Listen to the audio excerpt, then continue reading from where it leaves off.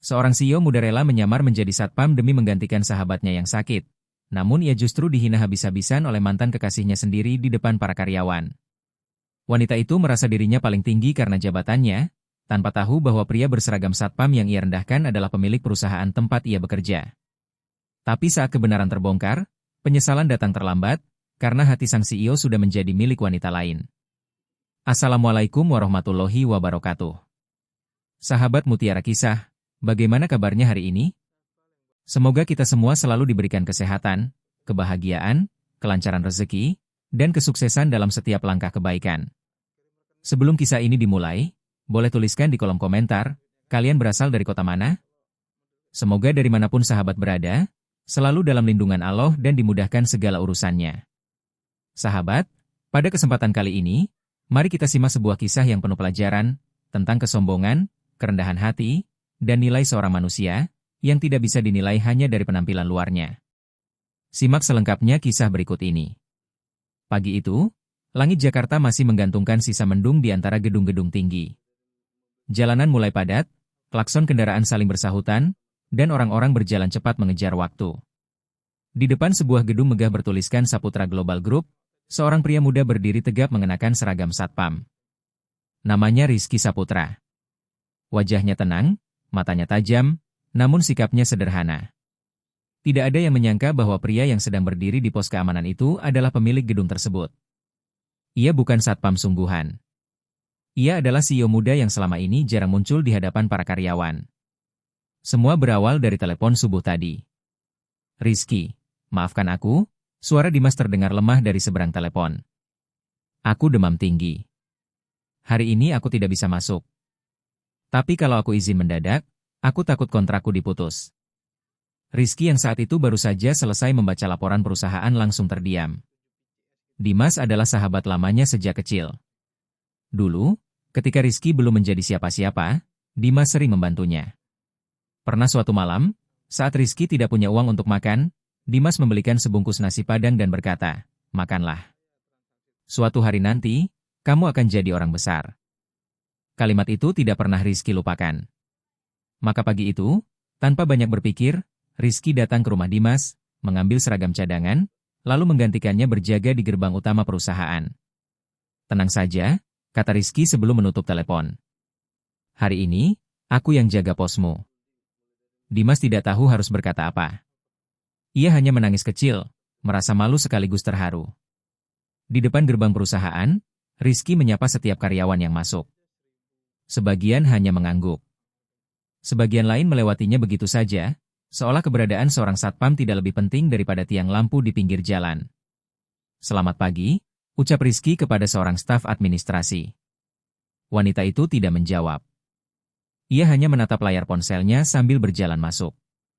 Rizky tersenyum tipis. Ia tidak tersinggung. Justru dari tempat itulah ia bisa melihat banyak hal yang selama ini luput dari laporan perusahaan. Ia bisa melihat siapa yang masih punya hati, dan siapa yang merasa tinggi hanya karena memiliki jabatan. Menjelang pukul 9, sebuah mobil hitam mengilap berhenti di depan lobi. Semua karyawan yang sedang berjalan langsung menoleh. Dari dalam mobil itu, turun seorang wanita anggun dengan wajah tegas. Ia mengenakan gaun berwarna muda, dipadukan dengan blazer putih yang membuat penampilannya tampak berkelas. Wanita itu adalah Sulastri, Presiden GRU, salah satu divisi paling berpengaruh di Saputra Global Group. Dulu, ia pernah menjadi bagian paling indah dalam hidup Rizky. Dulu, ia pernah berjalan bersamanya di bawah hujan, makan di warung sederhana, dan menggenggam tangan Rizky sambil berkata, "Aku tidak butuh pria kaya. Aku hanya butuh pria yang mau berjuang." Namun hidup mengubah banyak hal. Saat Rizky sedang merintis usaha dari nol, Sulastri pergi. Ia meninggalkan Rizky karena merasa masa depan pria itu terlalu kabur. Ia memilih mengejar karir, jabatan, dan kehidupan yang menurutnya lebih pantas untuk wanita seambisius dirinya. Rizky tidak pernah mengejarnya. Ia hanya menyimpan luka itu diam-diam, lalu bekerja lebih keras dari sebelumnya. Kini, setelah bertahun-tahun, mereka bertemu lagi. Bukan di restoran. Bukan di taman tempat mereka dulu membuat janji. Melainkan di depan gerbang perusahaan, dengan Rizky mengenakan seragam satpam. Sulastri awalnya tidak memperhatikan. Ia berjalan dengan dagu sedikit terangkat, diikuti dua orang staf yang membawakan berkas. Namun langkahnya terhenti ketika matanya menangkap wajah yang sangat ia kenal. Rizky. Ia menatap pria itu dari ujung kepala sampai ujung kaki. Lalu, perlahan, senyum kecil muncul di sudut bibirnya. Bukan senyum rindu. Bukan senyum bahagia. Melainkan senyum merendahkan. Rizky Saputra, ucapnya pelan, namun cukup keras untuk didengar orang-orang di sekitar lobi. Rizky menoleh. Untuk beberapa detik, keduanya saling menatap. Sulastri, jawab Rizky tenang. Beberapa karyawan mulai memperlambat langkah. Mereka merasa ada sesuatu yang menarik sedang terjadi. Sulastri melipat kedua tangannya di dada. Matanya menatap seragam satpam yang dikenakan Rizky. Jadi, ini hidupmu sekarang? Tanyanya. Dulu kamu selalu bicara tentang mimpi besar. Tentang perusahaan, tentang kesuksesan, tentang membuktikan diri. Ternyata akhirnya kamu hanya berdiri di gerbang. Beberapa karyawan saling pandang. Ada yang menahan tawa. Ada pula yang pura-pura sibuk, tetapi tetap memasang telinga. Rizky tidak langsung menjawab. Ia hanya menatap wanita di hadapannya dengan tenang. Aku sedang bekerja, katanya singkat. Sulastri tertawa kecil.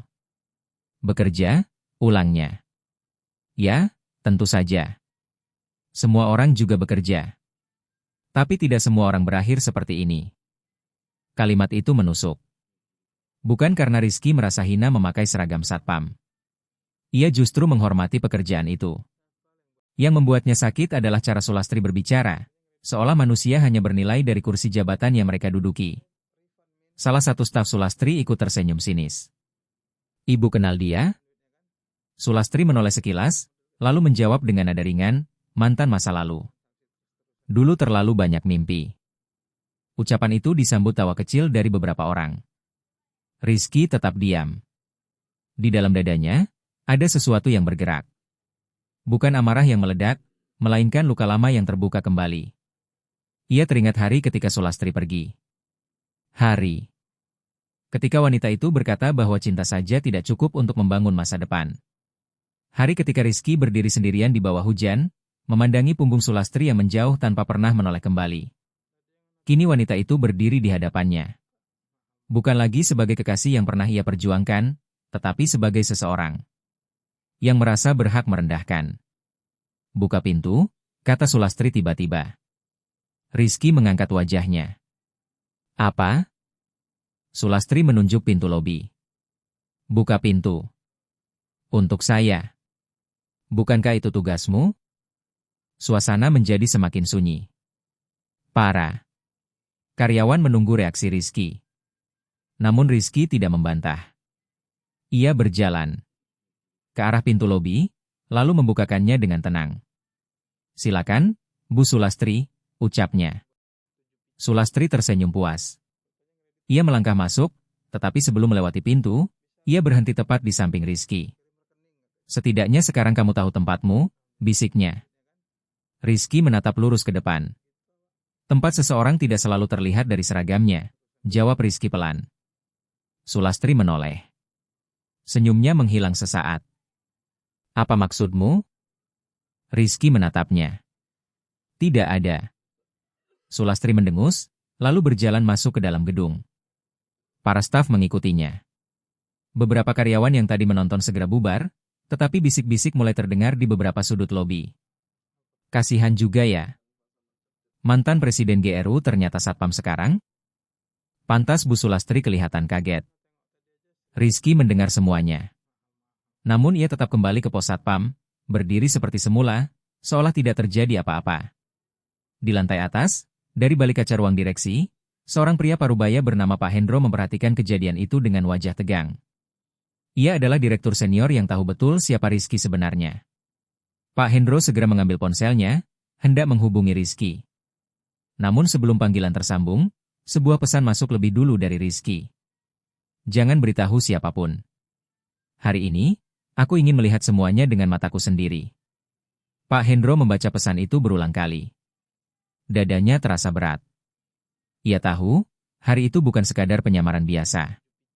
Hari itu, Sang CEO sedang menguji hati orang-orang di perusahaannya. Sementara itu, Rizky berdiri kembali di depan gerbang. Angin pagi menyentuh wajahnya. Dari kejauhan, ia melihat Sulastri masuk ke dalam lift khusus eksekutif, dengan langkah angkuh dan kepala terangkat. Rizky menghela napas pelan. Dulu aku kehilanganmu karena aku belum punya apa-apa, gumamnya lirih. Sekarang aku ingin tahu, setelah aku punya segalanya, apakah hatimu masih punya sesuatu yang tersisa? Ia menunduk sebentar, lalu kembali menyapa seorang karyawan yang baru datang. Selamat pagi. Karyawan itu hanya melewatinya tanpa menjawab. Rizky tersenyum kecil. Pagi itu, tidak ada yang tahu bahwa pria berseragam satpam itu bisa mengubah nasib mereka hanya dengan satu tanda tangan. Dan Sulastri, wanita yang baru saja menghinanya di depan banyak orang, belum menyadari bahwa ia baru saja merendahkan pemilik perusahaan tempat ia menggantungkan seluruh harga dirinya. Rizky Saputra masih berdiri di depan gerbang utama, dengan seragam satpam yang sedikit kebesaran di tubuhnya. Ia menatap pintu kaca gedung yang menutup perlahan setelah Sulastri masuk bersama para stafnya. Dari luar, gedung itu tampak megah. Kacanya berkilau memantulkan cahaya matahari pagi. Orang-orang yang melewatinya mungkin akan berpikir bahwa siapapun yang bekerja di sana pasti memiliki kehidupan yang mapan, terhormat, dan penuh kebanggaan. Namun Rizky tahu, tidak semua yang tampak tinggi benar-benar mulia. Tidak semua yang duduk di ruangan mewah memiliki hati yang bersih. Dan tidak semua yang berdiri di gerbang pantas dipandang rendah. Ia menarik napas panjang, lalu kembali berdiri tegap. Selamat pagi, Pak, ucapnya kepada seorang pria tua yang datang membawa kotak peralatan kebersihan. Pria tua itu berhenti. Wajahnya lelah, pakaiannya sederhana, tetapi senyumnya hangat. Pagi juga, Nak, jawabnya ramah. Kamu satpam baru? Rizky tersenyum. Saya cuma menggantikan teman yang sakit. Oh, begitu. Pria itu mengangguk pelan. Temanmu beruntung punya orang sepertimu. Kalimat sederhana itu membuat hati Rizky terasa hangat. Di antara banyak orang yang melewatinya tanpa menoleh, justru pria tua itu, yang mungkin paling jarang diperhatikan, masih sempat memberinya penghargaan sebagai manusia. Bapak kerja di bagian kebersihan? Tanya Rizky. Iya. Nama saya Hasan. Sudah hampir 20 tahun di sini, jawab pria tua itu. Dulu gedung ini belum setinggi sekarang. Saya lihat sendiri perusahaan ini tumbuh dari kecil. Rizky menatap Pak Hasan lebih dalam. 20 tahun. Artinya, pria itu sudah ada bahkan sebelum Saputra Global Group sebesar sekarang. Namun dari laporan yang pernah dibaca Rizky, pegawai kebersihan seperti Pak Hasan sering menjadi kelompok yang paling tidak terlihat. Mereka bekerja sebelum orang datang, pulang setelah ruangan kosong, tetapi nama mereka jarang disebut ketika perusahaan berbicara tentang keberhasilan. Semoga Bapak sehat selalu, kata Rizky tulus. Pak Hasan tersenyum. Terima kasih, Nak. Kamu juga. Kerja apapun, asal halal dan dilakukan dengan hati, tidak akan membuat seseorang rendah. Rizky terdiam sesaat. Kalimat itu seperti jawaban dari luka yang baru saja ditinggalkan Sulastri. Kerja apapun, asal halal dan dilakukan dengan hati, tidak akan membuat seseorang rendah. Rizky mengangguk pelan. Benar, Pak. Pak Hasan kemudian berjalan masuk ke dalam gedung. Namun belum jauh ia melangkah, seorang staf wanita berlari dari arah lobi. Pak Hasan, panggilnya dengan suara tajam. Pria tua itu berhenti dan menoleh. Ya, Mbak. Lantai 12 kotor. Ada tumpahan kopi di dekat ruang rapat. Cepat bersihkan. Ibu Sulastri marah besar. Pak Hasan langsung mengangguk. Baik, Mbak. Saya ke sana sekarang. Staf itu menatapnya dari atas ke bawah, lalu berkata dengan nada kesal, jangan lambat. Hari ini banyak tamu penting. Kalau sampai Ibu Sulastri ditegur, Bapak yang kena akibatnya. Pak Hasan hanya menunduk. Iya, Mbak. Rizky melihat semua itu dari pos satpam. Tangannya mengepal kecil, tetapi wajahnya tetap tenang. Ia mulai mengerti. Sulastri bukan hanya berubah terhadap dirinya. Cara wanita itu memimpin rupanya sudah menular menjadi budaya kecil di bawahnya. Mereka yang merasa dekat dengan kekuasaan, mulai belajar merendahkan orang lain. Beberapa menit kemudian, suasana gerbang kembali ramai. Mobil-mobil direksi berdatangan. Rizky membantu mengatur lalu lintas kendaraan, membukakan pintu untuk tamu, dan memberi arahan kepada kurir yang kebingungan mencari ruang penerimaan barang. Ia menjalankan tugas itu dengan sungguh-sungguh. Bukan untuk berpura-pura menjadi satpam yang baik, tetapi karena ia tahu, pekerjaan apapun yang sedang ia pegang harus dilakukan dengan hormat. Menjelang siang, seorang kurir muda datang dengan membawa beberapa paket besar. Wajahnya tampak panik. Keringat membasahi pelipisnya. "Pak, maaf, ini untuk lantai 12. Tapi saya tidak tahu harus lewat mana," kata kurir itu terbata-bata. Rizky melihat tulisan di paket. Ditujukan kepada divisi GRU, atas nama Sulastri. "Masuk lewat pintu samping, nanti serahkan ke bagian resepsionis barang," kata Rizky. "Terima kasih, Pak." Kurir itu hendak berjalan, tetapi salah satu paketnya terjatuh. Kardusnya terbuka sedikit, dan beberapa dokumen di dalamnya tercecer di lantai. Kurir itu langsung panik. "Aduh, mati saya. Ini dokumen penting." Rizky segera membantunya memungut dokumen. "Tenang. Pelan-pelan saja." Namun sebelum semua dokumen terkumpul, suara langkah cepat terdengar dari arah lobi. Sulastri muncul dengan wajah marah. Ia masih mengenakan gaun berwarna muda dan blazer putih yang rapi, tetapi ekspresinya tajam seperti pisau. "Apa yang terjadi di sini?" tanyanya keras. Kurir itu gemetar. "Maaf, Bu. Paketnya tidak sengaja jatuh." Sulastri menatap dokumen yang tercecer, lalu memandang Rizky. "Kamu ini bagaimana? Tugas satpam itu menjaga ketertiban. Hal sekecil ini saja tidak bisa kamu atur?" Rizky berdiri, masih memegang beberapa lembar dokumen. "Paketnya jatuh karena tali kardusnya lepas." "Bukan karena..." "Saya tidak tanya alasan," potong Sulastri. Beberapa karyawan yang sedang makan siang di area lobi mulai menoleh. Suasana menjadi tegang. Kurir muda itu menunduk takut. "Ini salah saya, Bu. Bukan salah Pak Satpam." Sulastri melirik kurir itu dingin. "Kamu diam. Saya sedang bicara dengan dia." Rizky menatap Sulastri. Untuk sesaat, ia berharap wanita itu akan sadar. Ia berharap, di balik jabatan dan kesombongan itu, masih ada sedikit kelembutan yang pernah ia kenal. Namun yang ia lihat hanya amarah dan gengsi. Sulastri melangkah lebih dekat. "Kamu benar-benar tidak berubah, Rizky. Selalu punya alasan. Dulu saat hidupmu berantakan, kamu juga selalu bilang sedang berjuang. Sekarang, saat kerja begini saja kacau, kamu juga masih mencari alasan." Kalimat itu membuat suasana semakin sunyi. Beberapa karyawan saling berbisik.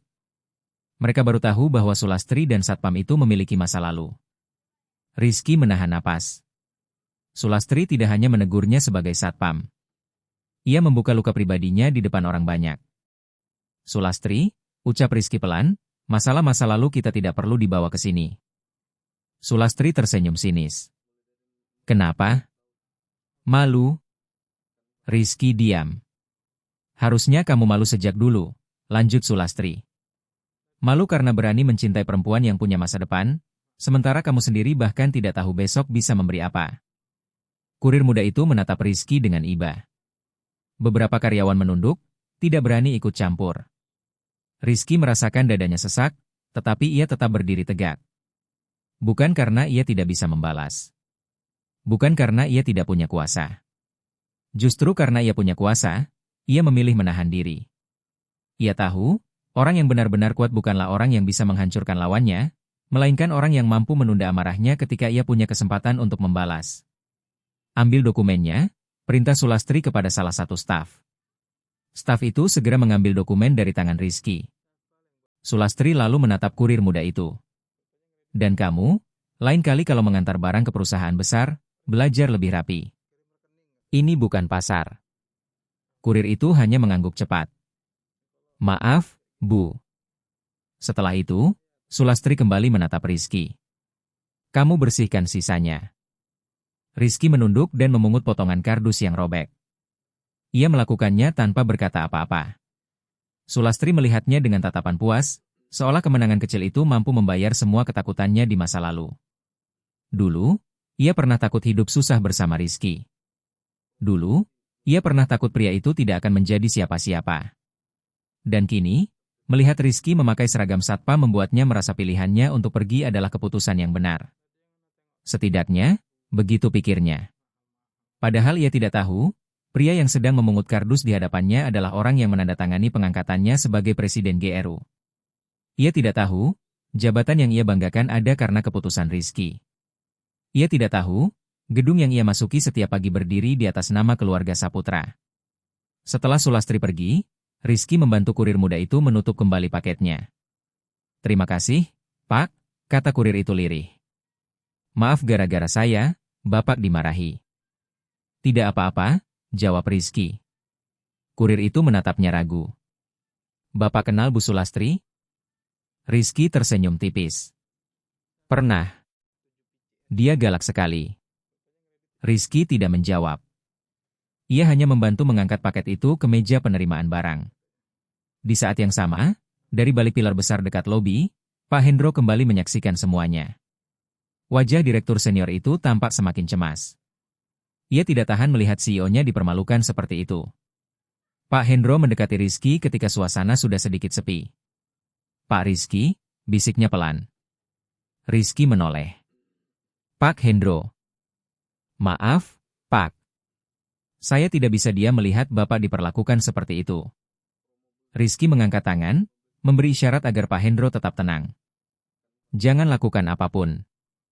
"Tapi, Pak." "Biarkan," kata Rizky. "Saya ingin melihat sampai sejauh mana orang-orang di perusahaan ini memahami arti menghormati sesama." Pak Hendro menunduk. Ibu Sulastri tidak tahu siapa Bapak sebenarnya.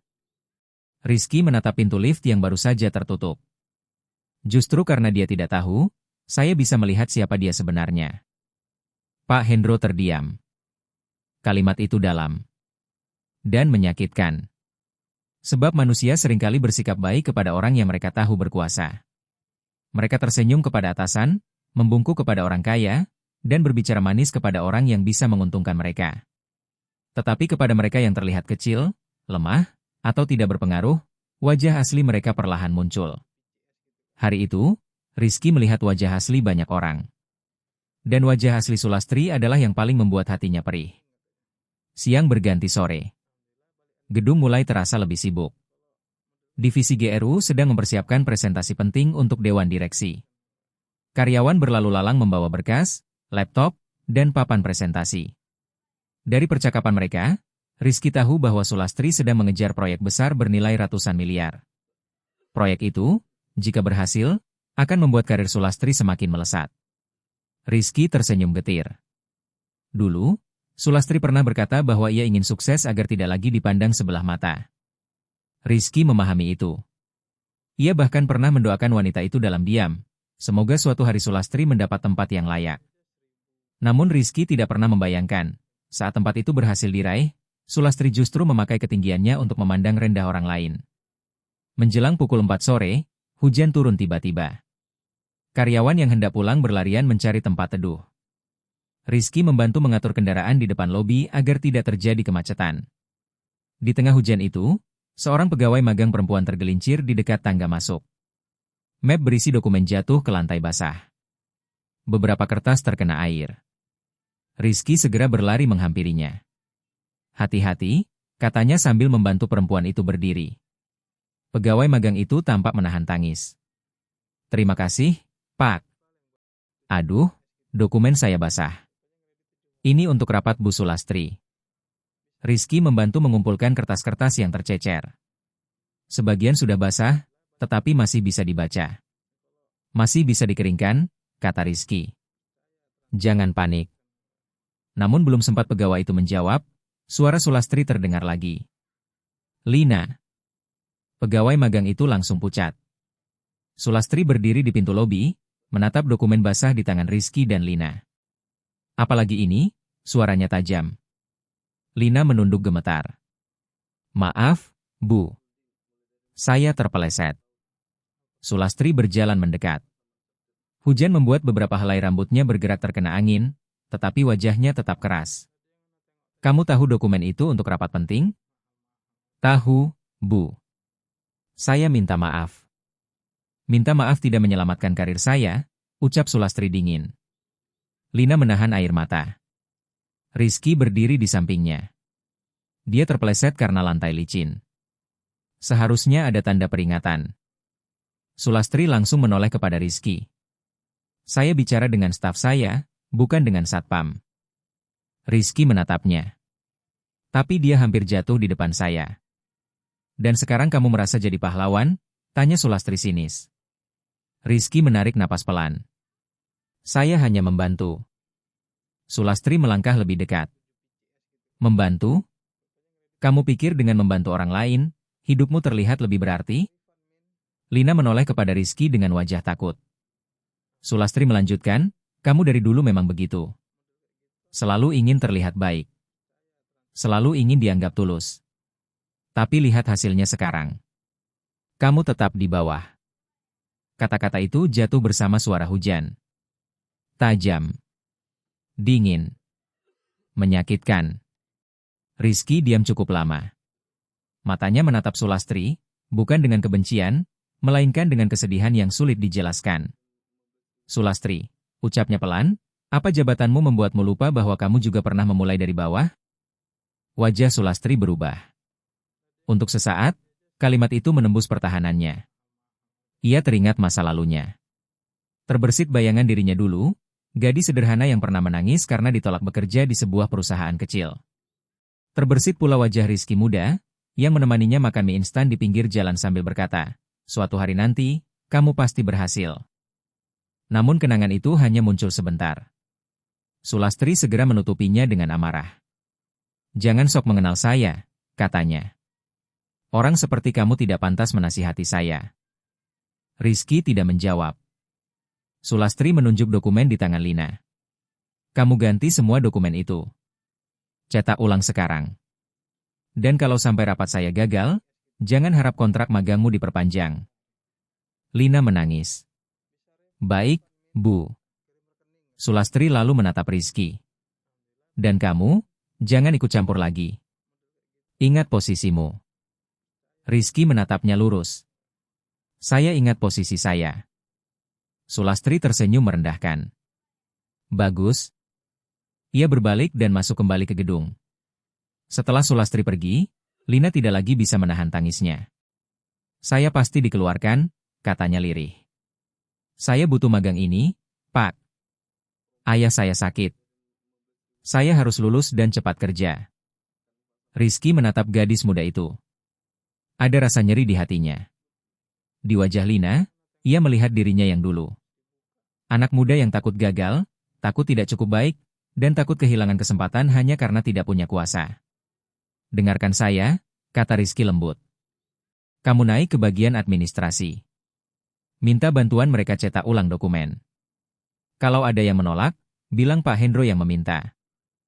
Lina terkejut. Pak Hendro direktur senior itu? Rizky mengangguk. Iya. Tapi, Bapak kenal beliau? Rizky terdiam sesaat, lalu menjawab, sedikit. Lina ragu, tetapi akhirnya mengangguk. Terima kasih, Pak. Jangan menangis lagi. Kesalahan kecil tidak menentukan masa depanmu. Lina menghapus air matanya, lalu berlari masuk ke gedung. Rizky kembali berdiri di bawah teduhan.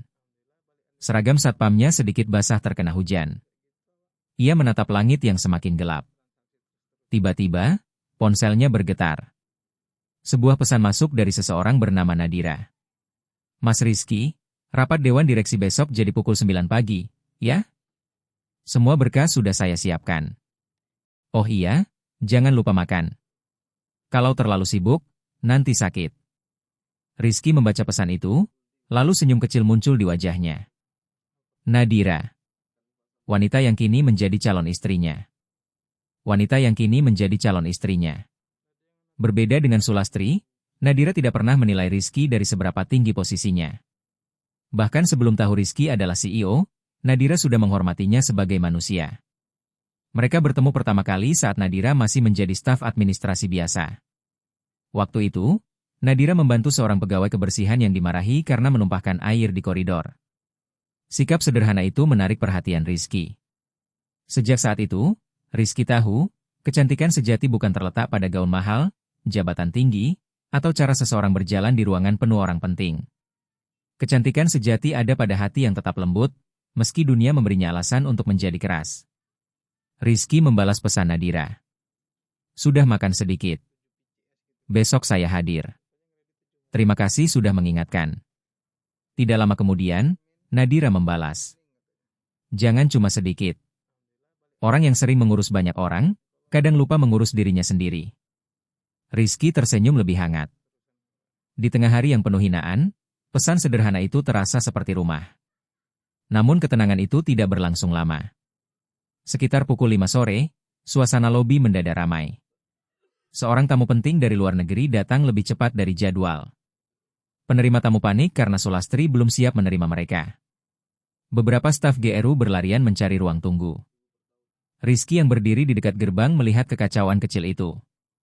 Ia segera membantu mengarahkan mobil tamu ke jalur khusus, membuka pintu, lalu menyambut mereka dengan bahasa Inggris yang lancar. Good afternoon, sir. Welcome to Saputra Global Group. Please allow me to escort you to the executive lobby. Tamu itu, seorang pria asing berusia sekitar 50 tahun, tampak terkesan. Oh, you speak very well, katanya. Rizky tersenyum. Thank you, sir. Beberapa staf yang melihat kejadian itu terkejut. Mereka tidak menyangka seorang satpam bisa berbicara bahasa Inggris sevasi itu. Rizky mengantar tamu sampai lobi eksekutif. Namun tepat ketika ia hendak kembali ke pos, Sulastri muncul dari lift dengan wajah panik yang berusaha ia sembunyikan. Begitu melihat Rizky berdiri di dekat tamu penting itu, wajahnya langsung berubah kesal. Apa yang kamu lakukan di sini? Tanya Sulastri dengan suara tertahan. Rizky menjawab tenang, tamu datang lebih cepat.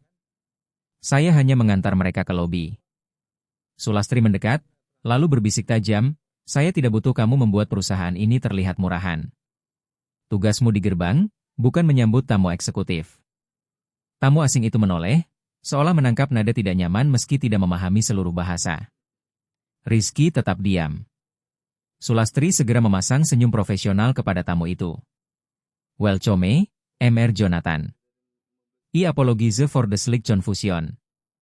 Mr. Jonathan menatap Rizky, lalu berkata, no problem. Your security officer was very helpful.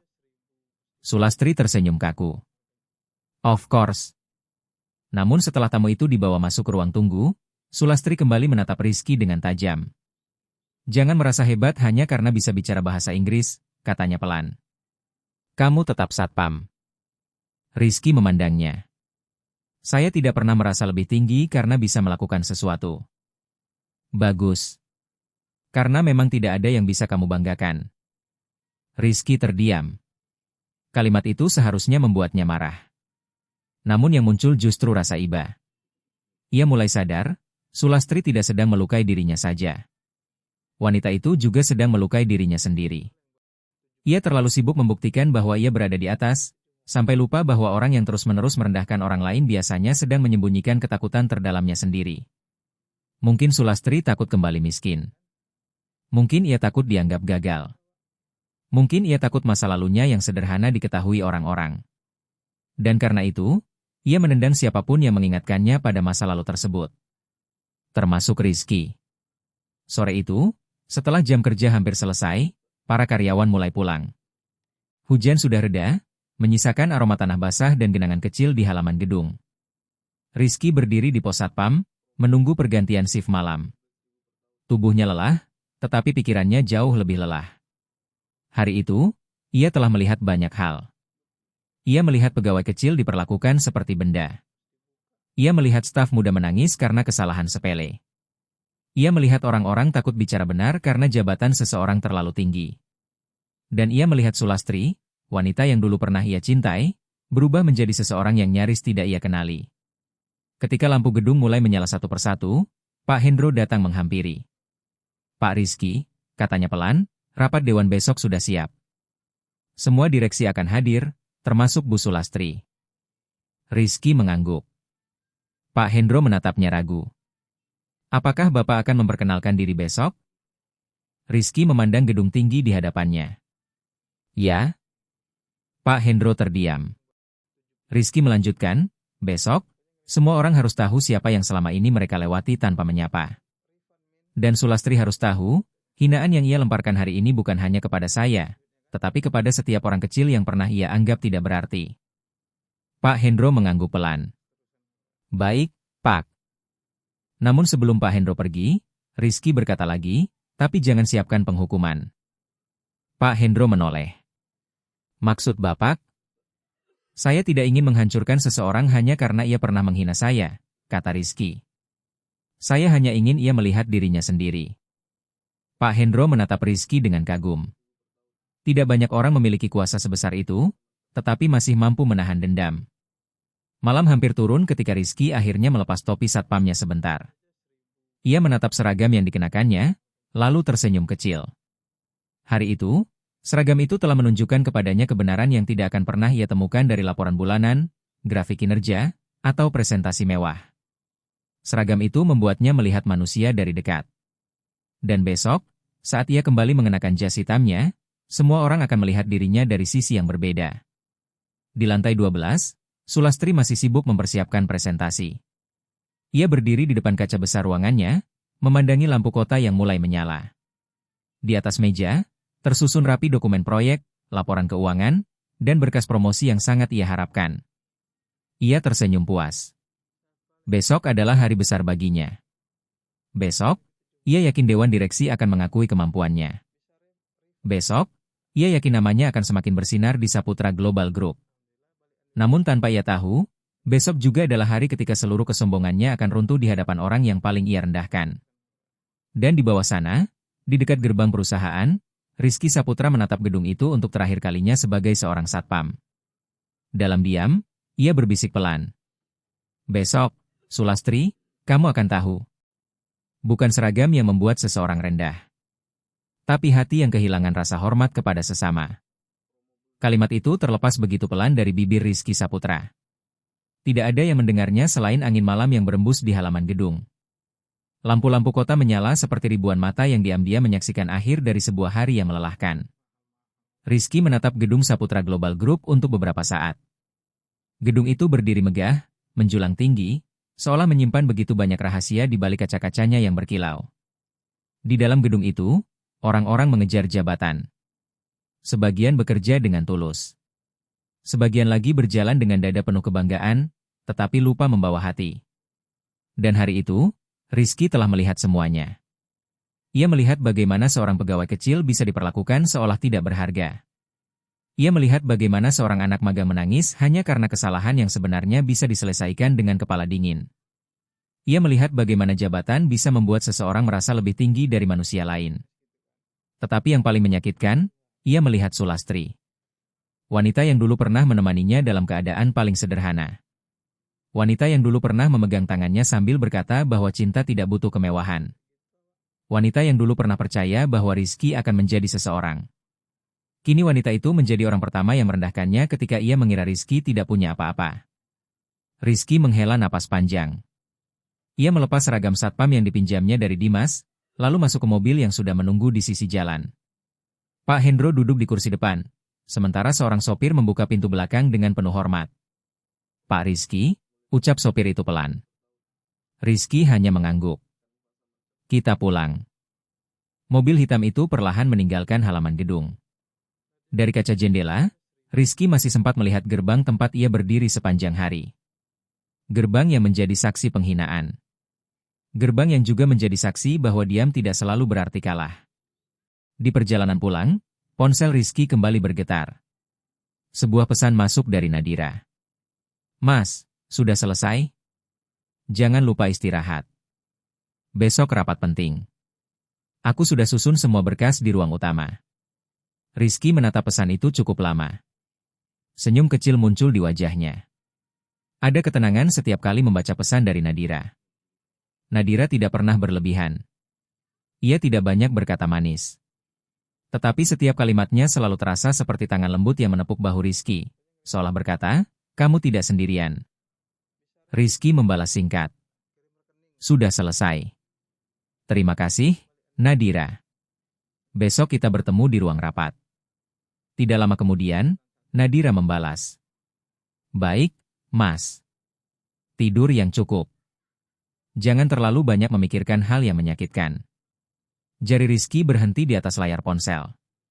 Ia tidak pernah bercerita kepada Nadira tentang apa yang terjadi hari itu. Tetapi entah bagaimana, wanita itu selalu bisa merasakan ketika hati Rizky sedang tidak baik-baik saja. Rizky menyandarkan kepala ke jok mobil, lalu memejamkan mata. Malam itu, ia mencoba tidur dengan tenang. Namun bayangan wajah Sulastri terus datang. Bukan wajahnya yang sekarang, dengan gaun berwarna muda, blazer putih, dan tatapan penuh kesombongan. Melainkan wajah Sulastri yang dulu. Sulastri yang duduk di warung pinggir jalan, tertawa karena Rizky tidak sengaja menumpahkan sambal ke bajunya. Sulastri yang menangis ketika ibunya sakit. Sulastri yang pernah berkata, "Rizky, jangan pernah berubah, ya." Rizky membuka matanya perlahan. Ternyata, bukan hanya waktu yang mengubah manusia. Kadang, luka, ambisi, dan rasa takut juga bisa mengubah seseorang menjadi asing, bahkan bagi dirinya sendiri. Pagi berikutnya, gedung Saputra Global Group tampak lebih sibuk dari biasanya. Sejak pukul 7, para karyawan sudah datang dengan pakaian rapi. Lobi dihias sederhana, tetapi elegan. Beberapa karangan bunga berdiri di sudut ruangan. Hari itu akan diadakan rapat Dewan Direksi Besar, sekaligus penilaian akhir beberapa proyek penting.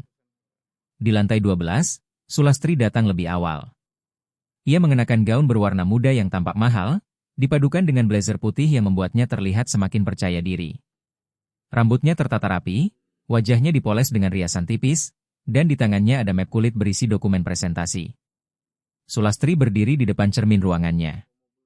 Ia menatap pantulan dirinya sendiri dengan senyum puas. Hari ini harus sempurna, gumamnya. Di belakangnya, Lina, pegawai magang yang kemarin sempat dimarahi, berdiri sambil membawa beberapa berkas tambahan. Wajahnya masih tampak takut. "Bu, ini salinan dokumen yang ibu minta," ucap Lina pelan. Sulastri mengambilnya tanpa menoleh. "Tidak ada yang basah lagi, kan?" Lina menelan ludah. "Tidak, Bu." "Bagus. Jangan membuat kesalahan hari ini.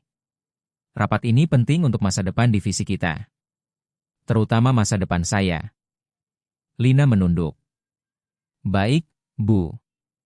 Sulastri berbalik, menatap Lina dari ujung kepala sampai ujung kaki. "Dan satu lagi.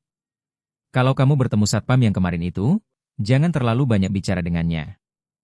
Lina mengangkat wajah. "Maksud ibu, Pak Rizky?" Mendengar nama itu disebut, mata Sulastri menyipit. "Kamu tahu namanya?" Lina gugup. "Kemarin beliau membantu saya, Bu. Saya hanya tahu dari karyawan lain." Sulastri tersenyum sinis. Jangan mudah kagum kepada orang hanya karena dia membantu mengambilkan kertas basah. Dunia ini keras, Lina. Orang yang terlalu lembut biasanya akan diinjak. Lina terdiam. Dalam hati kecilnya, ia ingin menjawab. Ia ingin berkata bahwa orang yang lembut tidak selalu lemah. Ia ingin berkata bahwa Pak Rizky, meski hanya terlihat sebagai satpam, justru lebih manusiawi daripada banyak orang yang duduk di ruangan ber-AC. Tetapi Lina tidak berani. Ia hanya menunduk. Sulastri kemudian berjalan keluar dari ruangannya. Beberapa staf langsung mengikuti. Langkahnya tegap, dagunya sedikit terangkat, dan tatapannya penuh keyakinan. Di sepanjang koridor, beberapa karyawan menyapanya dengan hormat. "Selamat pagi, Bu Sulastri." "Pagi, Bu." "Semoga presentasinya lancar, Bu." Sulastri hanya mengangguk kecil. Iya. Menikmati setiap sapaan itu.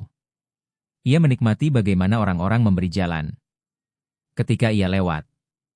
Baginya, itulah bukti bahwa ia telah berhasil. Ia tidak lagi menjadi gadis biasa yang pernah ditolak, diremehkan, dan dianggap tidak punya masa depan. Ia kini seseorang. Setidaknya, itulah yang ia yakini. Ketika lift terbuka di lantai rapat utama, Sulastri melangkah masuk ke ruangan besar tempat para direksi akan berkumpul. Ruangan itu luas, dengan meja panjang berwarna gelap di tengahnya. Di ujung meja terdapat satu kursi utama yang masih kosong. Kursi CEO.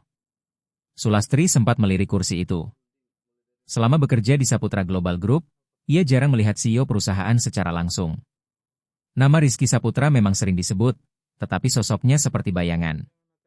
Ia lebih banyak mengambil keputusan lewat laporan, video tertutup, atau perwakilan direksi.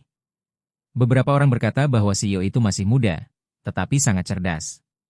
Beberapa yang lain berkata bahwa ia dingin, tegas, dan sulit ditebak. Sulastri tidak terlalu peduli. Baginya, yang penting adalah membuktikan bahwa dirinya layak naik lebih tinggi. Beberapa menit kemudian, para direksi mulai masuk. Pak Hendro datang dengan setelan abu-abu gelap. Wajahnya tenang, tetapi matanya sempat menatap Sulastri cukup lama. Sulastri menyadari tatapan itu. "Selamat pagi, Pak Hendro," sapanya dengan senyum profesional. "Pagi, Bu Sulastri," jawab Pak Hendro. "Semoga hari ini berjalan baik," kata Sulastri. Pak Hendro menatapnya dalam. "Saya juga berharap begitu.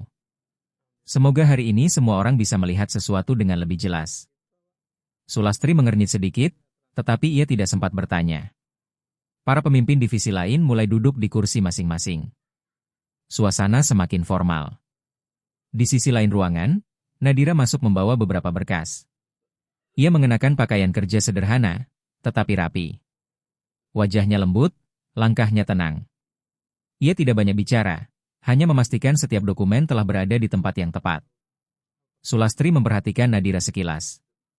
Ia tahu Nadira adalah salah satu staf kepercayaan jajaran direksi. Namun ada sesuatu pada wanita itu yang membuat Sulastri merasa kurang nyaman. Bukan karena Nadira bersikap buruk. Justru sebaliknya, Nadira terlalu tenang. Terlalu sederhana. Terlalu tidak terganggu oleh hiruk-pikuk ambisi di sekitarnya. Sulastri tidak suka melihat orang yang bisa tetap tenang tanpa perlu terlihat berkuasa. "Nadira, panggil Pak Hendro." Nadira mendekat. "Iya, Pak." "Pastikan materi utama sudah siap ketika Pak Rizky masuk." "Sudah, Pak," jawab Nadira. Mendengar nama Rizky, Sulastri menoleh cepat. "Pak Rizky?" Sejenak, pikirannya melayang kepada satpam kemarin. Namun ia segera menepisnya. Tidak mungkin. Nama Rizky memang tidak hanya satu di dunia ini. Apalagi CEO perusahaan bernama Rizky Saputra. Sangat kebetulan jika nama itu sama dengan mantan kekasihnya yang sekarang menjadi satpam. Sulastri hampir tertawa dalam hati. Tidak mungkin, batinnya. Rizky yang itu tidak mungkin menjadi CEO. Pukul 9 tepat, ruang rapat menjadi sunyi. Pak Hendro berdiri. "Bapak dan Ibu sekalian," ucapnya, "terima kasih sudah hadir dalam rapat Dewan hari ini. Seperti yang sudah diinformasikan, hari ini CEO kita akan hadir secara langsung untuk memimpin rapat dan mendengarkan laporan dari beberapa divisi, termasuk GRU." Sulastri duduk lebih tegak. Ia merapikan map di hadapannya. Jantungnya berdebar, tetapi bukan karena takut.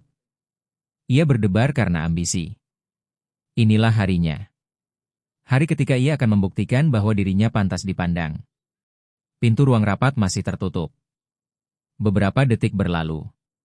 Lalu, suara langkah terdengar dari luar. Langkah itu pelan, tetapi tegas. Pintu terbuka. Semua orang di ruangan itu berdiri. Sulastri ikut berdiri, namun tubuhnya langsung membeku ketika melihat sosok yang masuk. Pria muda itu mengenakan setelan jas hitam yang pas di tubuhnya. Kemeja putihnya bersih, dasinya rapi, dan jam tangan sederhana melingkar di pergelangan tangannya. Wajahnya tenang. Matanya tidak berubah.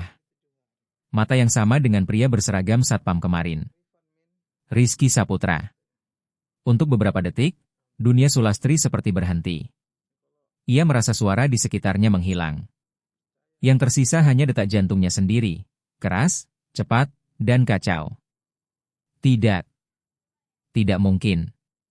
Pria itu tidak mungkin Rizky. Tetapi saat Pak Hendro menundukkan kepala dengan hormat dan berkata, "Selamat pagi, Pak Rizky," seluruh bantahan di kepala Sulastri runtuh seketika. Rizky berjalan menuju kursi utama.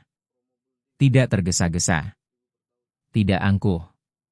Ia melangkah dengan tenang, seolah ruangan itu memang tempatnya sejak awal. Karena memang begitu. Rizky berdiri di depan kursi CEO, lalu memandang semua orang. "Selamat pagi, ucapnya. Selamat pagi, Pak Rizky, jawab seluruh ruangan hampir bersamaan. Suara itu menghantam dada Sulastri. Pak Rizky. Bukan satpam. Bukan pria gagal. Bukan mantan yang tidak punya masa depan.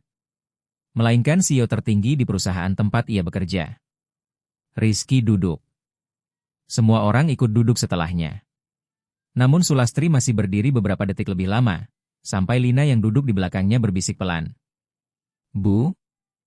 Sulastri tersentak. Ia segera duduk, tetapi tangannya gemetar.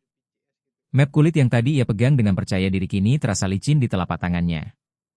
Rizky membuka rapat dengan suara tenang. Hari ini kita akan membahas beberapa hal penting. Kinerja divisi, budaya kerja, dan beberapa keputusan strategis perusahaan. Saya ingin rapat ini berjalan jujur. Bukan hanya jujur dalam angka, tetapi juga jujur dalam melihat diri kita sendiri.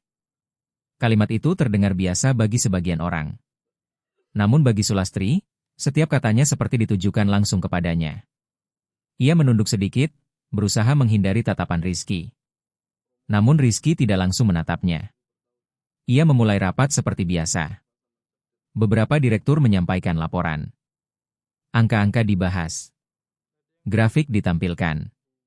Keputusan-keputusan kecil disepakati.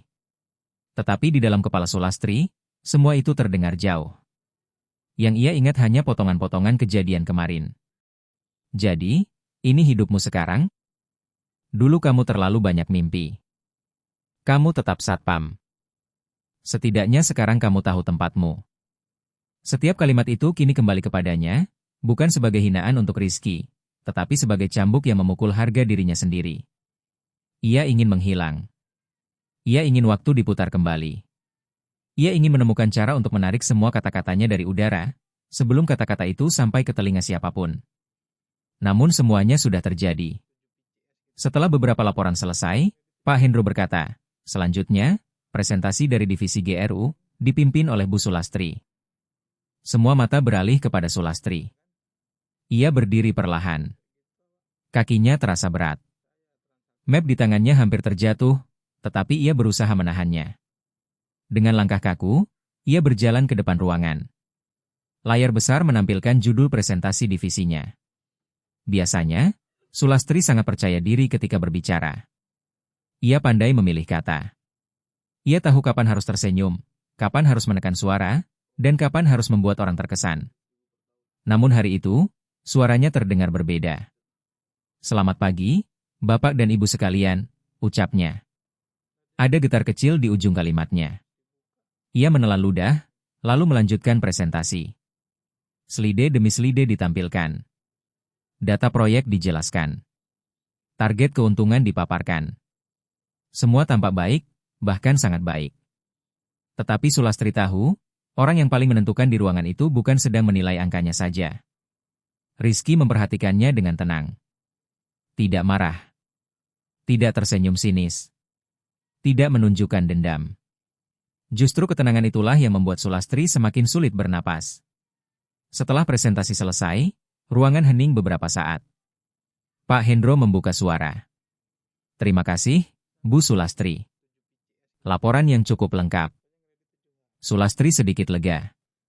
Namun kemudian Rizky mengangkat wajah. Saya ingin bertanya, katanya.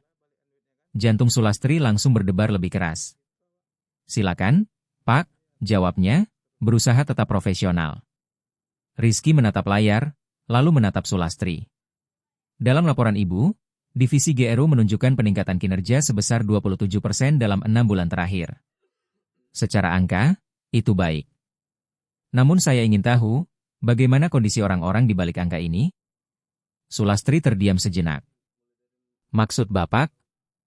Maksud saya, lanjut Rizky, apakah peningkatan itu dicapai dengan lingkungan kerja yang sehat? Apakah staf merasa aman menyampaikan pendapat?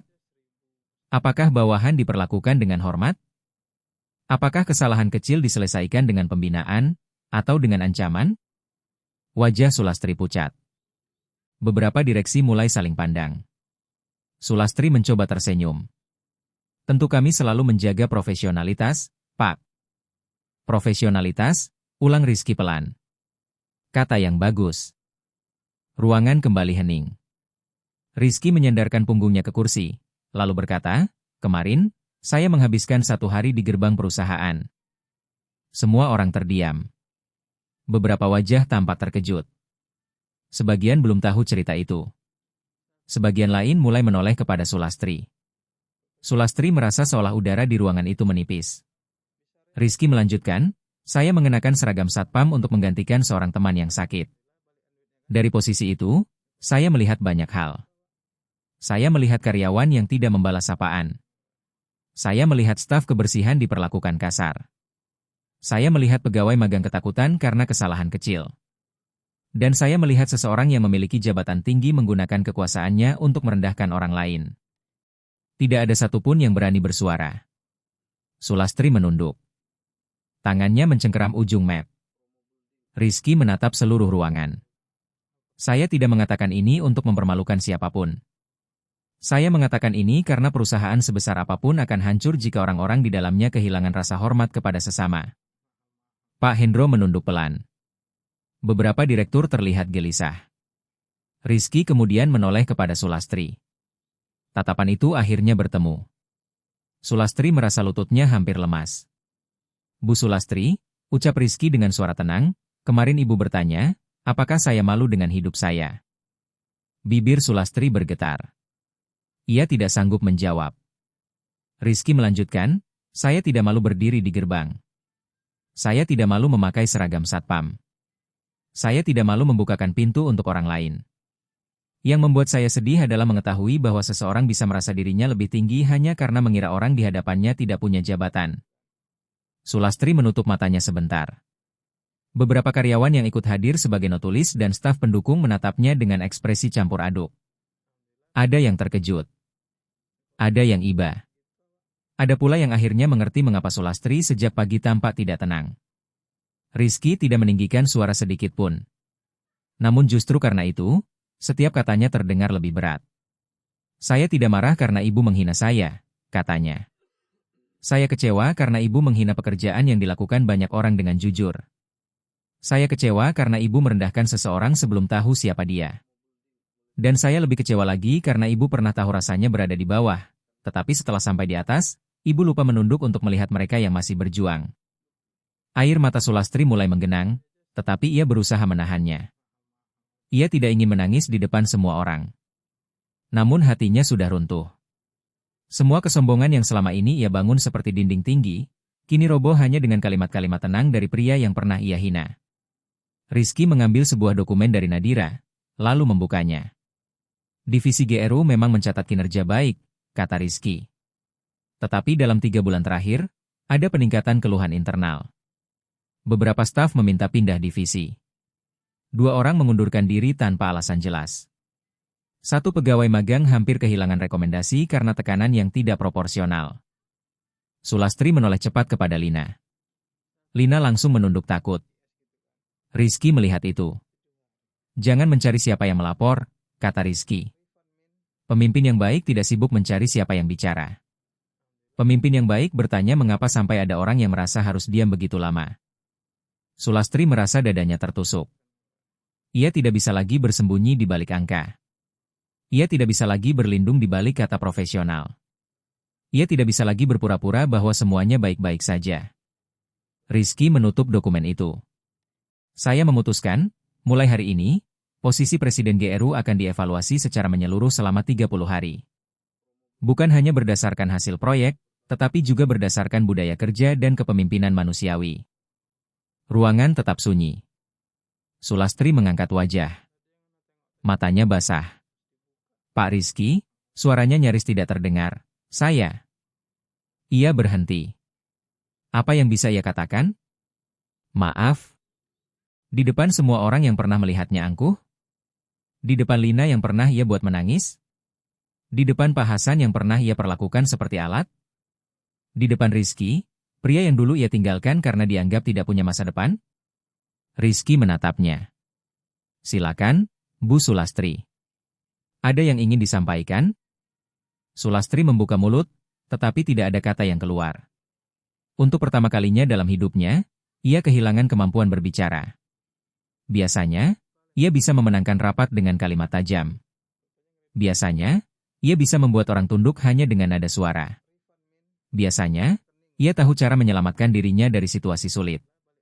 Tetapi kali ini, yang ia hadapi bukan kesalahan angka. Yang ia hadapi adalah dirinya sendiri. Air mata akhirnya jatuh di pipinya. Saya, Sulastri menunduk.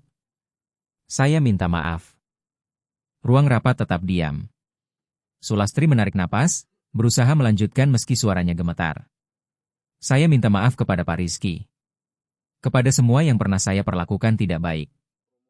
Saya sadar, saya sudah terlalu jauh. Rizky mendengarkan tanpa memotong. Sulastri menghapus air matanya, tetapi air mata baru terus jatuh.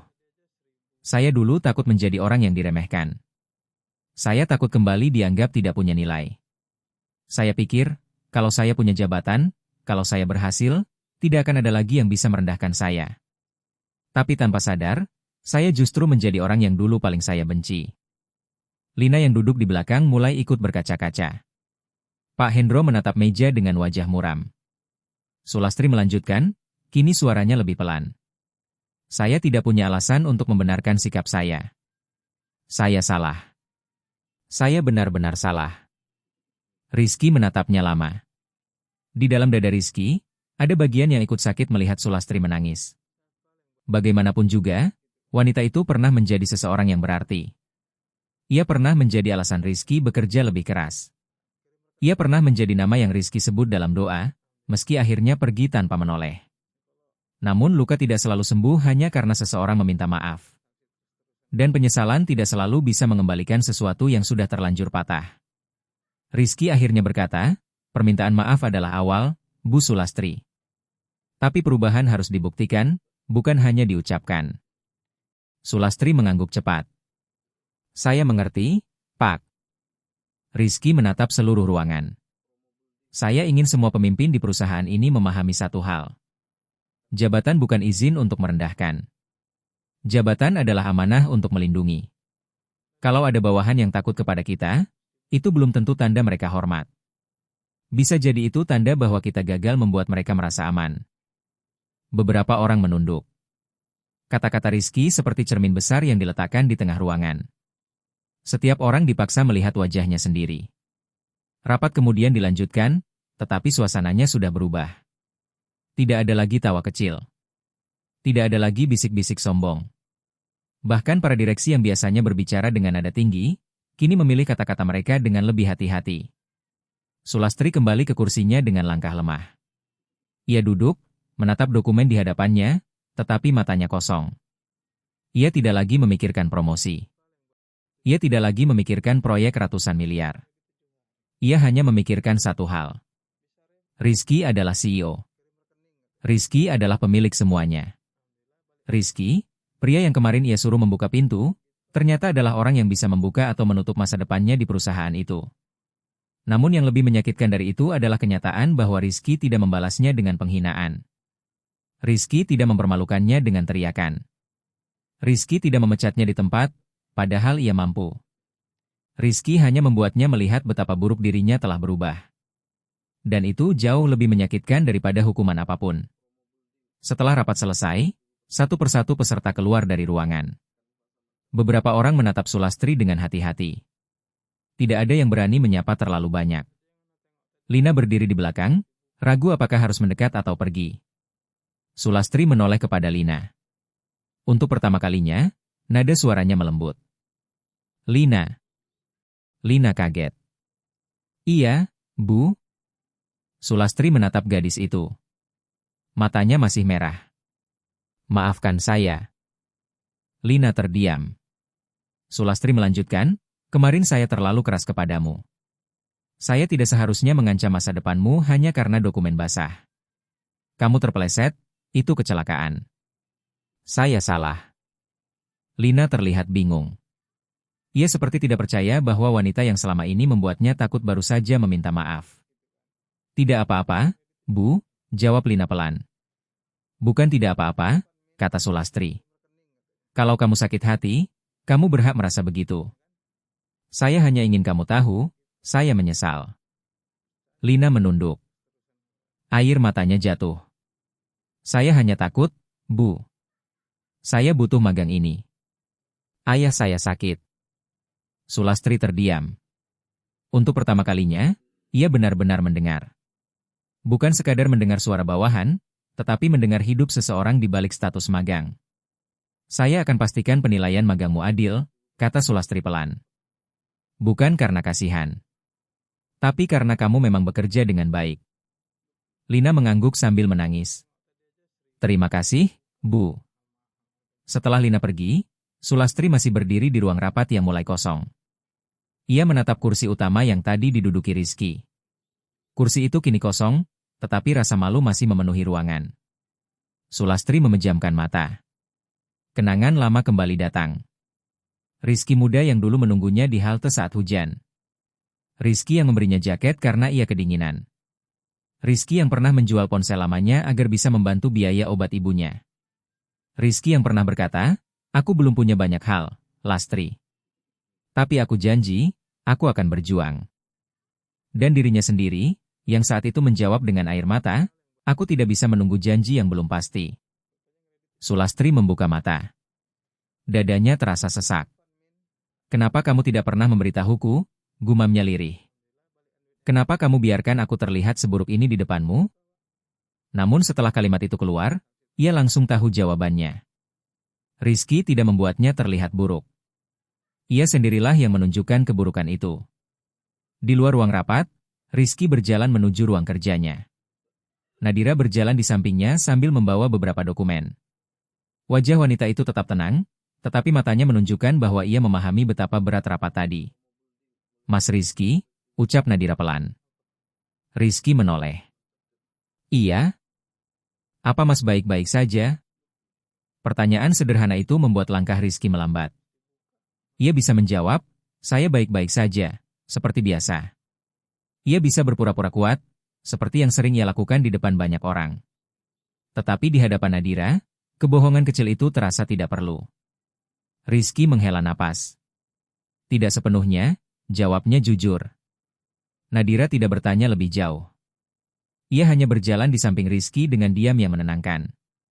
Setelah beberapa langkah, ia berkata, kadang, orang yang pernah kita sayangi bisa menjadi orang yang paling sulit kita hadapi. Bukan karena kita masih ingin kembali, tapi karena kita pernah berharap dia menjadi lebih baik. Rizky menatap Nadira. Kalimat itu tepat mengenai hatinya. Nadira, ucap Rizky pelan, kamu tahu? Nadira tersenyum kecil. Aku tidak tahu semuanya. Tapi aku cukup mengenal mata Mas ketika sedang terluka. Rizky terdiam. Di ujung koridor, mereka berhenti di depan ruang CEO. Nadira menyerahkan dokumen kepada Rizky. Ini hasil evaluasi lanjutan yang Mas minta. Aku juga sudah menyiapkan daftar karyawan yang perlu didengar langsung, bukan hanya lewat laporan. Rizky menerima dokumen itu. Terima kasih. Nadira mengangguk. Aku masuk ke ruang administrasi dulu. Namun sebelum Nadira pergi, Rizky memanggilnya. Nadira. Wanita itu menoleh. Rizky menatapnya dengan lembut. Terima kasih karena tidak pernah membuatku merasa harus menjadi orang besar dulu untuk dihargai. Nadira terdiam sebentar. Lalu senyumnya muncul, sederhana, tetapi hangat. Mas Rizky tidak perlu menjadi orang besar untuk dihargai, jawabnya. Mas hanya perlu tetap menjadi manusia yang baik. Setelah itu, Nadira pergi meninggalkan Rizky di depan pintu ruangannya. Dari kejauhan, tanpa mereka sadari, Sulastri berdiri di sudut koridor. Ia melihat semuanya. Ia melihat cara Rizky menatap Nadira. Ia melihat cara Nadira berbicara kepada Rizky. Ia melihat kehangatan yang tidak dibuat-buat di antara keduanya. Untuk pertama kalinya, ada rasa takut lain yang muncul di hati Sulastri.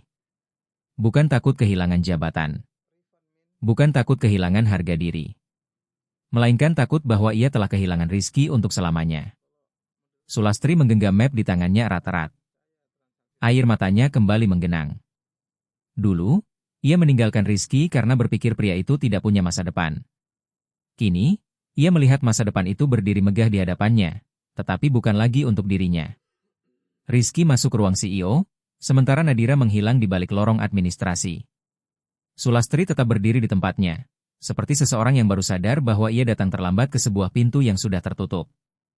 Di depan banyak orang, ia baru saja kehilangan kebanggaannya. Namun di dalam hatinya, ia tahu, ada kehilangan yang jauh lebih besar sedang menunggunya. Kehilangan yang tidak bisa diperbaiki dengan jabatan, air mata, atau permintaan maaf. Dan hari itu, untuk pertama kalinya setelah bertahun-tahun, Sulastri menyebut nama Rizky bukan dengan kesombongan, melainkan dengan penyesalan. "Rizky," bisiknya pelan, nyaris tak terdengar. "Apa masih ada ruang untukku meminta maaf sebagai Sulastri yang dulu, bukan sebagai Presiden GRU?" Koridor itu terasa begitu panjang bagi Sulastri. Padahal, ia hanya berdiri beberapa meter dari pintu ruang CEO. Namun untuk melangkah ke sana, kakinya terasa seperti harus melewati seluruh masa lalunya sendiri. Ia menatap pintu coklat besar di depan ruangan Rizky. Di sana tertulis nama yang baru saja menghancurkan seluruh kesombongannya. Rizky Saputra. Nama itu dulu pernah ia panggil dengan suara lembut. Nama itu dulu pernah ia tulis di halaman belakang buku catatannya. Nama itu dulu pernah ia sebut dalam doa, saat ia masih percaya bahwa hidup sederhana bersama orang yang tepat sudah cukup untuk membuatnya bahagia. Tetapi hidup, ketakutan, dan ambisi telah mengubahnya. Sulastri menggenggam map di tangannya lebih erat. Di dalam map itu ada laporan proyek, angka keuntungan, dan semua hal yang selama ini ia banggakan. Namun sekarang, semua itu terasa tidak berarti. Apa gunanya angka besar, jika hatinya justru menyusut sekecil ini? Apa gunanya jabatan tinggi, jika ia tidak lagi mampu memandang orang lain sebagai manusia? Ia ingin mengetuk pintu itu. Namun setiap kali tangannya terangkat, bayangan kejadian kemarin kembali muncul. Jadi, ini hidupmu sekarang? Kamu tetap satpam. Setidaknya sekarang kamu tahu tempatmu. Sulastri memejamkan mata. Dadanya terasa sesak. Kata-kata itu dulu keluar begitu mudah dari mulutnya, seolah ia sedang membuang debu dari pakaiannya. Ia tidak menyangka, kata-kata yang dilempar dengan sombong bisa kembali sebagai pisau yang menusuk hati sendiri. Akhirnya, dengan tangan gemetar, ia mengetuk pintu. Tok, tok, tok. Tidak ada jawaban selama beberapa detik. Lalu suara Rizky terdengar dari dalam. "Masuk." Sulastri menarik napas dalam-dalam, lalu membuka pintu perlahan. Ruang kerja itu luas, tetapi tidak berlebihan. Di balik meja besar, Rizky duduk membaca dokumen. Setelan jas hitamnya masih rapi, wajahnya tenang, tetapi matanya terlihat lelah. Bukan lelah karena pekerjaan, melainkan lelah karena membawa sesuatu yang terlalu lama ia simpan sendirian. Rizky mengangkat wajah. "Sulastri," ucapnya datar. Sulastri masuk perlahan. Ia menutup pintu di belakangnya, lalu berdiri beberapa langkah dari meja Rizky. Untuk beberapa saat, ia tidak sanggup berkata apa-apa. Rizky meletakkan dokumen di tangannya. "Ada yang ingin dibicarakan?" Pertanyaan itu sederhana, tetapi membuat tenggorokan Sulastri tercekat. Dulu, ia pernah masuk ke kehidupan Rizky tanpa perlu izin. Dulu, ia bisa duduk di samping Rizky dan bercerita apa saja. Dulu, ia bisa menangis di bahu pria itu tanpa merasa malu. Sekarang, untuk meminta maaf saja, ia merasa seperti orang asing. "Rizky," ucap Sulastri pelan. Rizky tidak mengoreksi panggilan itu. Ia hanya menatapnya, menunggu. Air mata Sulastri mulai menggenang. "Aku minta maaf." Rizky diam. Sulastri menggigit bibirnya, berusaha menahan tangis. "Aku tahu, kata maaf tidak cukup. Aku tahu, semua yang aku lakukan tidak bisa hilang hanya karena aku menangis di depanmu. Tapi aku benar-benar menyesal." Rizky masih tidak menjawab. Ketenangannya membuat Sulastri semakin hancur. "Aku menyesal sudah menghinamu. Aku menyesal sudah merendahkan pekerjaan satpam. Aku menyesal sudah memperlakukan orang-orang di bawahku seolah mereka tidak punya perasaan. Aku menyesal karena setelah semua yang pernah kita lalui, aku justru menjadi orang yang paling kejam kepadamu." Suaranya pecah di akhir kalimat. Rizky menatapnya lama. Tidak ada amarah di wajahnya. Justru karena tidak ada amarah, Sulastri merasa lebih sakit. Kalau Rizky marah, mungkin ia masih bisa merasa bahwa mereka sedang bertengkar. Kalau Rizky membentaknya, mungkin ia masih bisa merasa bahwa masih ada sesuatu yang hidup di antara mereka. Tetapi ketenangan itu seperti tanda bahwa Rizky sudah terlalu jauh berjalan meninggalkan masa lalu. Sulastri, kata Rizky akhirnya, aku sudah memaafkanmu. Sulastri mengangkat wajahnya cepat. Ada harapan kecil muncul di matanya. Namun Rizky melanjutkan, tapi memaafkan bukan berarti mengembalikan semuanya seperti dulu. Harapan itu runtuh sebelum sempat berdiri. Sulastri menunduk. Aku tahu, bisiknya. Aku tahu aku tidak pantas meminta apa-apa. Tapi aku ingin kamu tahu, aku tidak pernah benar-benar lupa kepadamu. Rizky menarik napas pelan. Jangan katakan itu karena kamu baru tahu siapa aku sekarang. Sulastri langsung menggeleng. Bukan begitu. Lalu kenapa kemarin kamu menghinaku? Pertanyaan itu tidak keras. Tidak tajam. Tetapi justru itulah yang membuatnya terasa begitu dalam. Sulastri terdiam lama. Ia mencoba mencari jawaban, tetapi tidak ada jawaban yang membuatnya terlihat baik. Tidak ada alasan yang bisa membuat perbuatannya terdengar wajar. Akhirnya, ia berkata jujur. Karena aku takut. Rizky menatapnya. Sulastri menghapus air matanya, lalu melanjutkan, aku takut melihatmu seperti itu. Aku takut masa laluku muncul lagi di depan mataku. Aku takut mengingat bahwa dulu aku pernah menjadi perempuan sederhana yang tidak punya apa-apa, selain mimpi dan seseorang yang mencintaiku dengan tulus. Rizky diam, tetapi matanya sedikit berubah. Sulastri melangkah setengah langkah lebih dekat.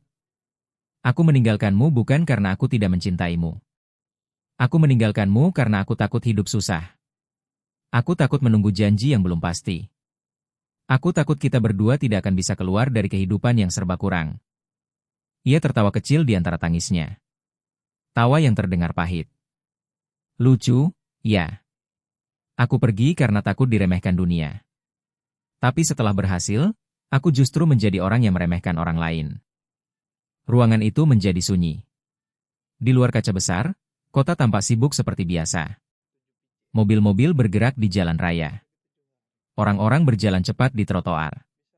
Dunia terus berjalan, seolah tidak peduli bahwa di dalam ruangan itu, ada seorang wanita sedang menyaksikan reruntuhan dirinya sendiri. Rizky berdiri dari kursinya, lalu berjalan ke arah jendela. Ia menatap keluar, membelakangi Sulastri. Aku pernah menunggumu, katanya pelan. Sulastri menatap punggung Rizky. Air matanya kembali jatuh. Aku tahu. Tidak, jawab Rizky. Kamu tidak tahu. Sulastri terdiam. Rizky melanjutkan, setelah kamu pergi, aku masih berharap kamu kembali. Setiap kali ada pesan masuk, aku berharap itu darimu. Setiap kali hujan turun, aku ingat halte tempat terakhir kita bicara. Aku pernah berpikir, mungkin kalau aku berhasil, kamu akan percaya lagi kepadaku. Sulastri menutup mulutnya dengan tangan. Tangisnya tertahan di sana. Tapi semakin lama, kata Rizky, aku sadar, aku tidak boleh membangun hidupku hanya untuk membuktikan sesuatu kepada orang yang sudah pergi. Aku harus berhasil karena aku memang ingin menjadi berguna. Untuk diriku, untuk orang-orang yang percaya padaku, dan untuk mereka yang dulu menolongku saat aku bukan siapa-siapa. Rizky berbalik, menatap Sulastri. Kamu salah satu alasan aku berjuang, Lastri. Tapi kamu bukan lagi tujuan aku pulang. Kalimat itu membuat Sulastri kehilangan kekuatan di lututnya. Ia hampir jatuh, tetapi segera menahan diri pada kursi di dekatnya. Lastri. Rizky masih memanggilnya dengan nama lama itu. Nama yang dulu hanya keluar ketika mereka sedang dekat. Namun kali ini, panggilan itu tidak membawa harapan. Panggilan itu seperti bunga terakhir yang diletakkan di atas makam sebuah cinta yang sudah lama mati. Rizky, ucap Sulastri lirih, apa benar tidak ada lagi kesempatan? Rizky menatapnya dengan mata yang teduh, tetapi tegas. Aku sudah memiliki calon istri. Sulastri memejamkan mata. Ia sudah menduganya. Ia sudah melihat cara Rizky menatap Nadira. Tetapi mendengar langsung dari mulut Rizky tetap terasa seperti pukulan yang membuat dadanya kosong. Nadira? Tanyanya pelan. Rizky mengangguk. Sulastri tersenyum samar, meski air matanya terus mengalir. Dia baik. Dia sangat baik, jawab Rizky. Kalimat itu sederhana, tetapi cukup untuk membuat Sulastri mengerti. Nadira bukan sekadar wanita yang hadir setelah dirinya. Nadira adalah rumah yang ditemukan Rizky setelah terlalu lama kehujanan. Sulastri menunduk.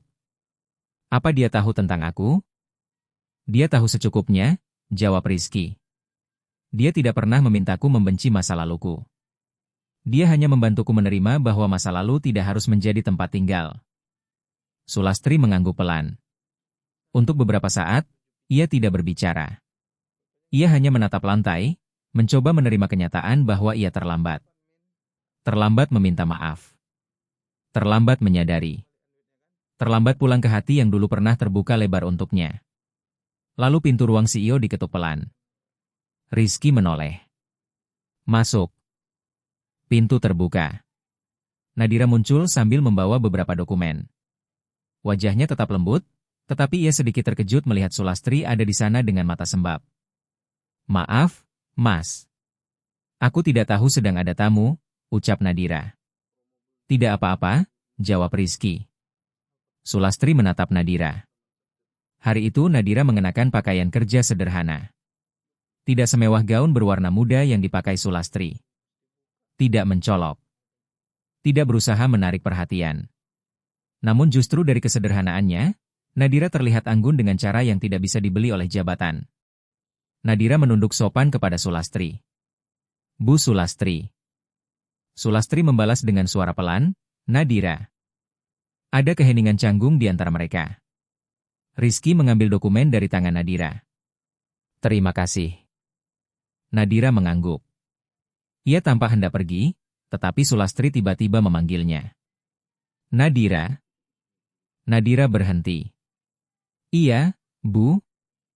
Sulastri menatap wanita itu lama.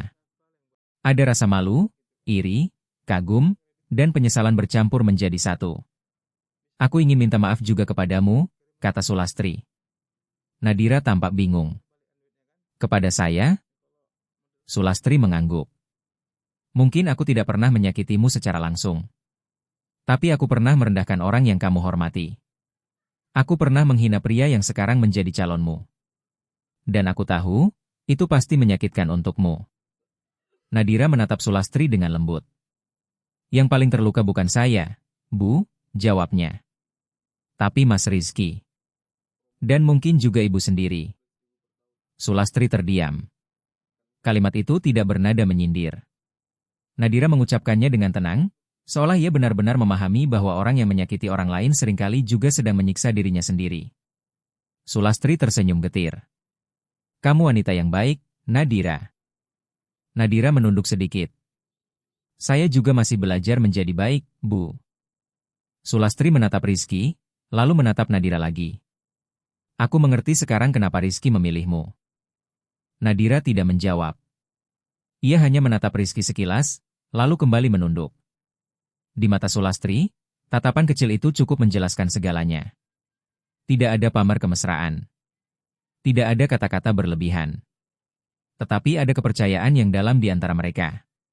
Kepercayaan yang dulu pernah ia miliki dari Rizky, lalu ia buang karena takut miskin, takut menunggu, takut kalah dari dunia. Rizky menutup dokumen di tangannya. Sulastri, katanya, aku tidak ingin kamu hancur karena kejadian ini. Evaluasi jabatanmu tetap berjalan, tapi itu bukan hukuman pribadi. Itu kesempatan bagimu untuk memperbaiki cara memimpin. Sulastri mengangguk pelan. Aku mengerti. Mulailah dari hal kecil, lanjut Rizky. Minta maaf kepada mereka yang pernah kamu lukai. Dengarkan orang-orang yang selama ini takut bicara. Jangan jadikan penyesalan hari ini hanya sebagai air mata. Sulastri mengangkat wajah. Matanya merah, tetapi ada ketulusan yang mulai tampak di sana. Aku akan mencoba. Jangan hanya mencoba, kata Rizky. Berubahlah. Sulastri menarik napas dalam-dalam. Aku akan berubah. Untuk pertama kalinya, ia mengucapkan kalimat itu bukan demi mempertahankan jabatan. Bukan demi menyelamatkan citra. Bukan demi membuat Rizky terkesan. Ia mengucapkannya karena akhirnya ia lelah menjadi orang yang tidak ia sukai. Setelah itu, Sulastri keluar dari ruang CEO. Langkahnya masih berat, tetapi kali ini berbeda. Sebelumnya ia berjalan berat karena malu. Sekarang ia berjalan berat karena sedang membawa kesadaran baru, bahwa hidup yang benar tidak bisa dibangun di atas kepala orang lain. Di koridor, ia melihat Lina sedang berdiri dekat ruang administrasi. Gadis itu tampak membawa beberapa berkas. "Lina," panggil Sulastri. Lina menoleh cepat. "Iya, Bu." Sulastri menghampirinya. "Mulai besok, saya ingin kamu ikut dalam rapat evaluasi internal GRU." Lina terkejut. "Saya, Bu?" "Iya. Saya ingin mendengar langsung pendapat staf magang juga. Bukan hanya manajer." Lina tampak ragu. "Tapi saya masih magang." "Justru karena itu," jawab Sulastri. "Kadang orang paling bawah melihat hal-hal yang tidak terlihat oleh orang di atas." Lina menatap Sulastri dengan mata berkaca-kaca. Sulastri melanjutkan dengan suara lebih lembut, "Dan kalau nanti saya kembali bicara terlalu keras, ingatkan saya." Lina hampir tidak percaya dengan apa yang ia dengar. "Boleh, Bu?" Sulastri tersenyum kecil. "Boleh." Dengan sopan, tentu saja. Untuk pertama kalinya, Lina tersenyum di hadapan Sulastri tanpa rasa takut. Sulastri kemudian pergi ke lantai bawah. Ia mencari Pak Hasan, petugas kebersihan yang kemarin sempat ia perlakukan tidak baik lewat perintah-perintah kasarnya. Ia menemukannya sedang mengepel sudut lobi, dekat tempat orang-orang jarang menoleh. "Pak Hasan," panggil Sulastri. Pria tua itu berhenti, lalu menoleh. Wajahnya langsung tegang. "Iya, Bu." "Ada yang kurang bersih?" Sulastri merasakan dadanya nyeri mendengar pertanyaan itu. Bahkan sebelum ia bicara, Pak Hasan sudah takut dianggap salah. "Tidak, Pak," jawab Sulastri pelan. "Saya hanya ingin minta maaf." Pak Hasan terdiam. "Maaf, Bu?" Sulastri mengangguk. "Selama ini saya mungkin sering bicara kasar. Saya sering memberi perintah tanpa memikirkan perasaan Bapak dan teman-teman. Saya salah." Pak Hasan menatapnya cukup lama, seolah memastikan bahwa ia tidak salah dengar. Lalu pria tua itu tersenyum lembut. "Tidak apa-apa, Bu. Kami sudah biasa." Kalimat itu justru membuat hati Sulastri semakin sakit. Sudah biasa.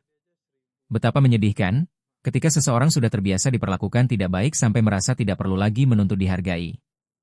Sulastri menahan air mata. "Mulai sekarang, jangan dibiasakan lagi, Pak. Kalau ada yang memperlakukan Bapak tidak pantas, laporkan." Pak Hasan tersenyum. "Baik, Bu. Semoga Ibu selalu diberi hati yang lapang oleh Allah." Sulastri menunduk. "Amin." Sore itu, setelah jam kerja berakhir, Sulastri berdiri di depan gerbang perusahaan. Gerbang yang sama. Tempat kemarin ia menghina Rizky. Tempat ia merasa dirinya begitu tinggi. Tempat ia tidak tahu bahwa dirinya sedang menjatuhkan kehormatan sendiri. Angin sore berembus pelan.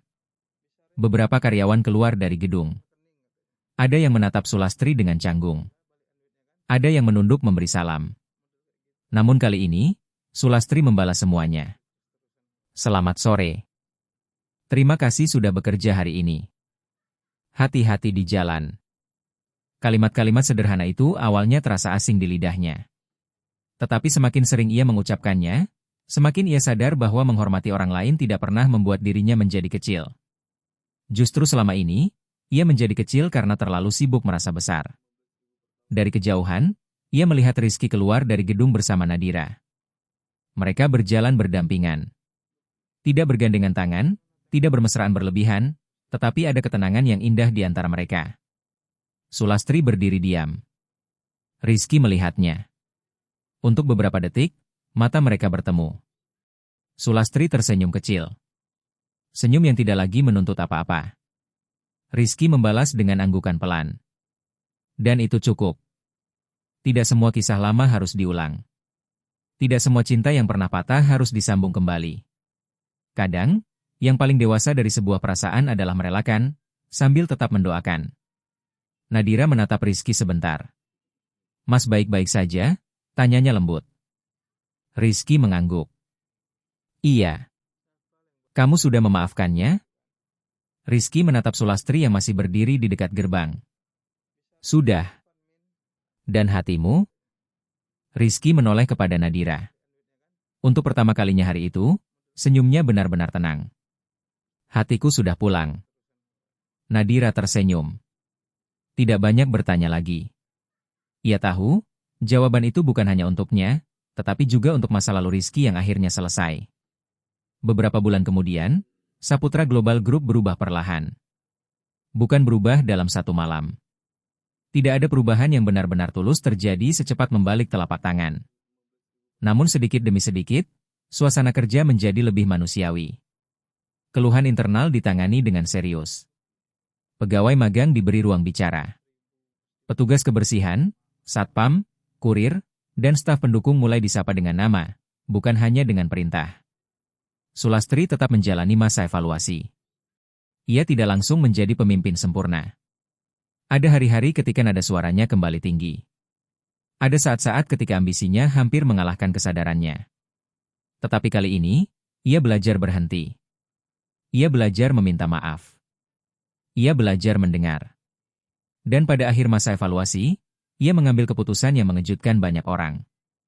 Ia mengundurkan diri dari jabatan Presiden GRU. Bukan karena dipecat. Bukan karena dipaksa. Melainkan karena ia merasa perlu belajar kembali menjadi manusia sebelum memimpin manusia lain. Dalam surat pengunduran dirinya, Sulastri menulis satu kalimat yang membuat Rizky terdiam lama ketika membacanya. Saya pernah mengira jabatan adalah bukti bahwa saya berharga.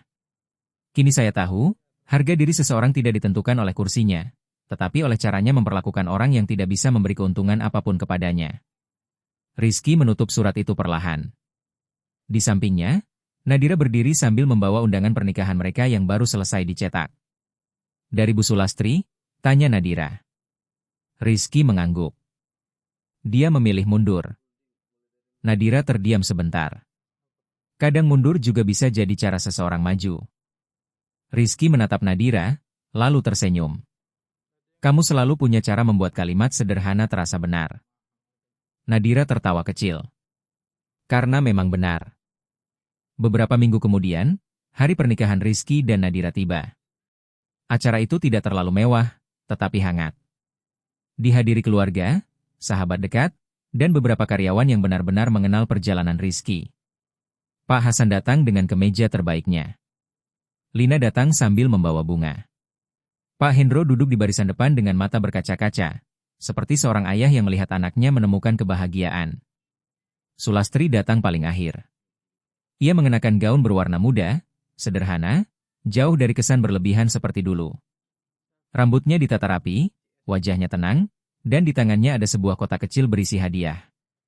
Ketika melihat Rizky berdiri di samping Nadira, hatinya masih terasa nyeri.